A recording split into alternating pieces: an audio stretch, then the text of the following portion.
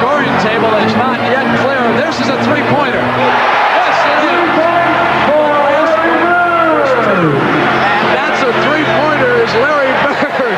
It's back-to-back field goal.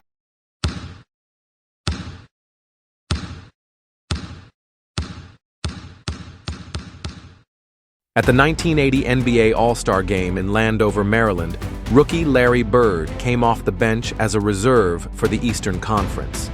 On the final play of regulation, with the game tied, the other All-Stars deferred to Bird, who had barely taken any shots throughout the night. Despite being cold, he took a potential game-winning 20-footer, but the shot fell just short before the buzzer. Determined to make up for it, Bird took over in overtime. He first knocked down a long jumper from the left corner to give the East the lead.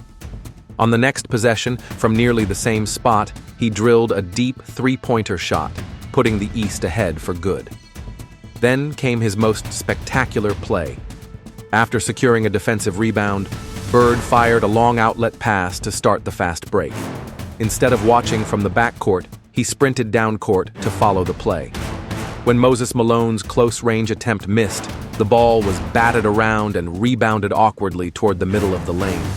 Bird leaped, reached back, and, almost blindly, tipped the ball with his left hand in a perfectly placed pass just over Jack Sikma and Marques Johnson, landing right in the hands of George Gervin for an easy reverse layup. The dazzling play stunned the CBS commentators, with Hot Rod Hundley calling it phenomenal, and Brent Musburger marveling at Bird's vision and instincts. Though he only played 23 of the game's 53 minutes, Bird was the standout performer in overtime, showcasing his quick reflexes, elite passing ability, and basketball genius.